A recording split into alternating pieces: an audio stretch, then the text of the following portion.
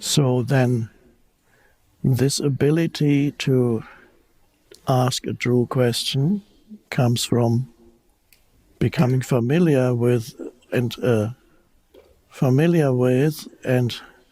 comfortable with not knowing, the state of not knowing, which ultimately is the state of not thinking.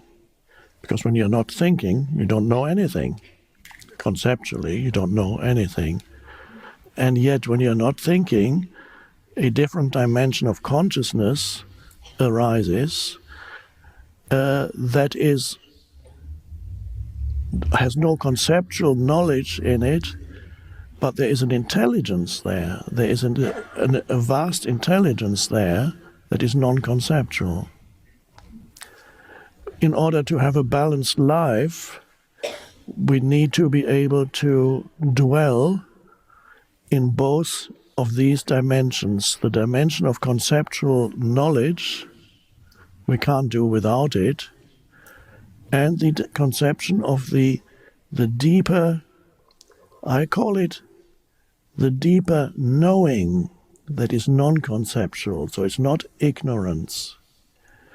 I often recommend that you should try this out in everyday life and see how do you know something? How do you experience something new? You can go into nature, you can go into a forest.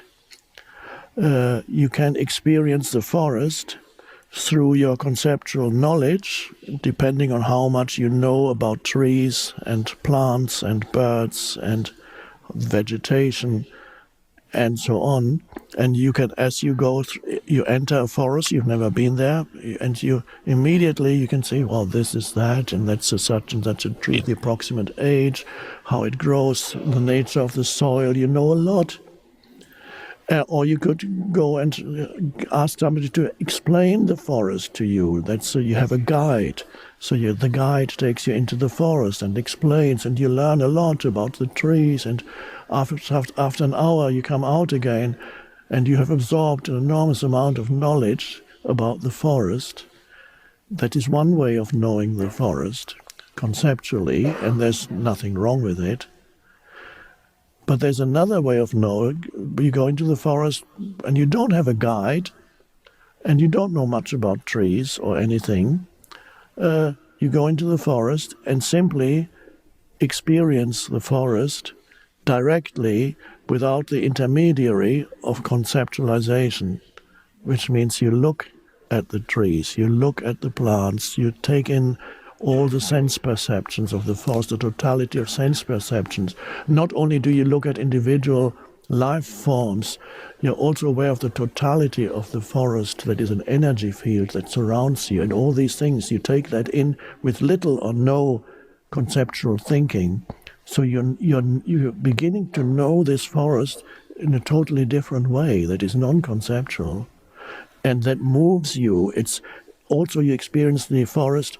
No longer do you experience a clear separation between you and that amazing life form, which is the forest. Around you, there is the sense of merging with, there's a sense of oneness with it, which cannot be there when you approach it through conceptual knowledge. The concept is a little sticking labels on things and then mistaking the label for what it is. It's that. Oh, now I know what it is. This is the name of the tree. Now I know what it is. No, you don't. You've just put a label on that mysterious and miraculous and profound thing. and then you believe every label, that's what it is. It's not. You don't know what it is. You just have a name for it. But we need that kind of knowledge too. But the thing is, if all you have or most of your life is conducted through conceptual knowledge, and this is what is encouraged in our civilization, when that is all you know, then a vital dimension is missing from your life. A very vital dimension. In fact, one could almost say you inhabit very much a surface reality, I think there's Ken Wilber, the philosopher, I think calls it flatland. You inhabit this flatland, and so there's no depth to anything. There's just conceptualization. So you inhabit ultimately a universe that is deadened, or you are dead to it, because you can no longer experience it in its depths. And also, of course, when you are confined to knowledge, conceptual knowledge only, for example, in regard to nature, you cannot possibly sense I'm reluctantly use the word, the sacredness of nature. In fact, from a point of view of conceptualization, sacredness is a meaningless term. When you say the sacredness of the forest, they say, can you please define what exactly do you mean? It means you want more concepts.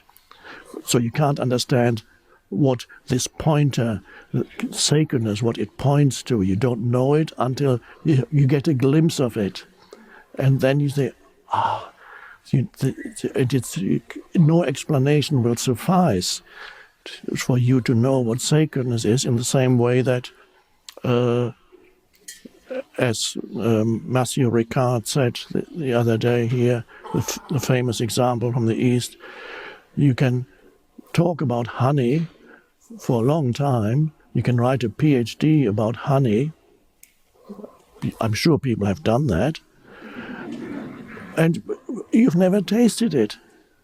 So you know an enormous amount about honey, but you have never tasted honey. So do you know honey? No. You know about honey, but you don't know honey. It's because they're two different modalities of knowing the world.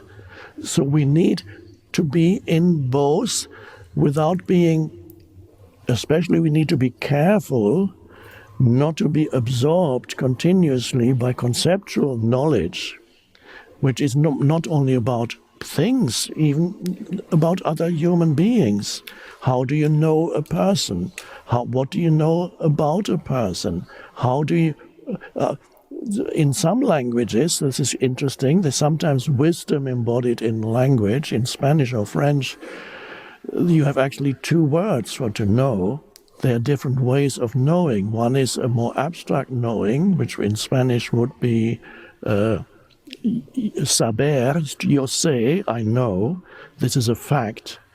I know who he is. Yo sé quién es. I know who he is.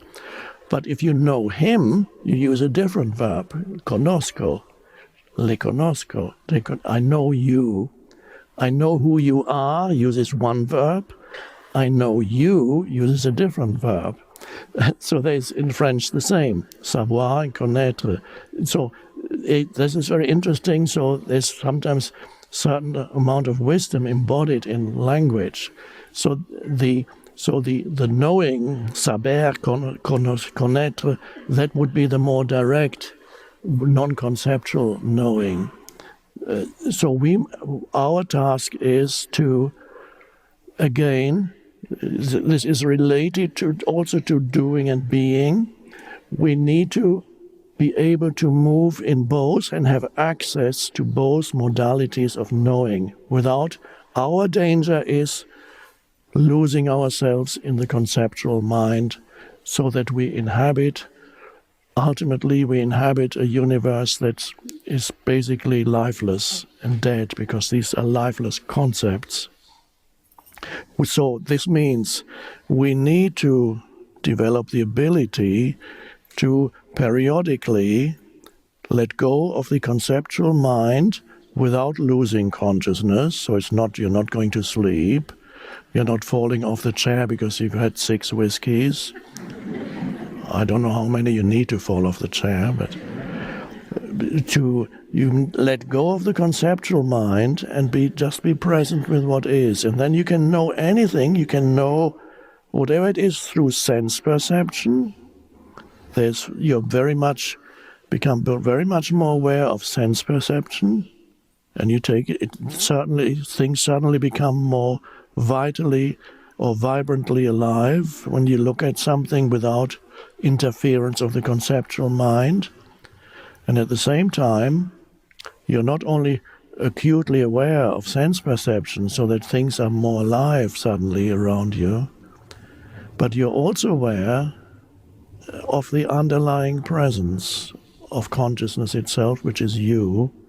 You're aware of yourself, not the person, but you're aware of yourself as the presence. And so you become the space for whatever arises there.